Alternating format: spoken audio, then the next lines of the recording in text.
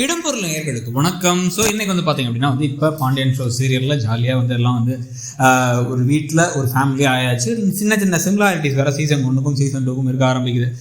இந்த கலெக்டருக்கு படிக்கிறாங்க. இன்னொரு பக்கம் பார்த்திங்கன்னா ஒரு ஹனிமூன் போகலாம் அப்படின்னு பிளான் பண்ணால் எல்லோரும் போகிறேங்கிறாங்க.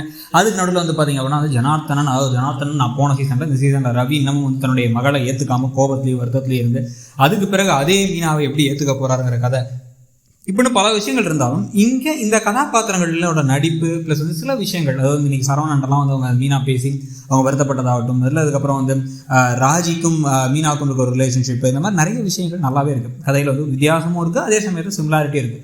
சீசன் 2 அப்படிங்கிற மாதிரியும் தெரியுதுன்னு வச்சுக்கோங்க. இதில் தான் இப்போ புது ப்ரோமோ படி பார்த்தா இப்போ எப்படியோ நம்ம சினிமா தேட்டருக்கு போயிட்டு கடைசியில் கழுத்தோடி தான் வந்துச்சு.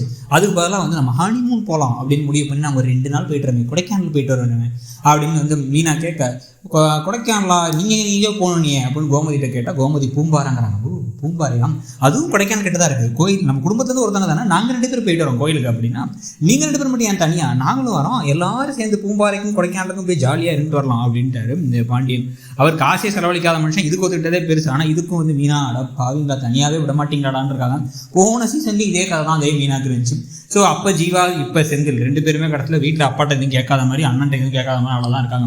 ஸோ இதில் எல்லாரும் சேர்ந்து அங்கே போக அங்கே இருக்கக்கூடிய குட்டி குட்டி கலாட்டாக்கள், அதில் நடக்கக்கூடிய பிரச்சனைகள், அப்புறம் அதில் ஜாலியாக இருக்கிறதுன்னு சொல்லிட்டு ஃபன்னாக கதை போகுது. இப்போதைக்கு சீசன் 2 எப்படி இருக்குன்னு நினைக்கிறீங்க? உங்களுக்கு எந்த கதாபாத்திரங்களை பிடிச்சிருக்கு, எப்படி இருக்குங்கிறத கருத்தை சொல்லுங்கள்.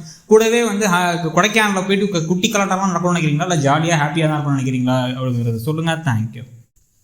இடம்பொருள் நேயர்களுக்கு வணக்கம். ஸோ இன்னைக்கு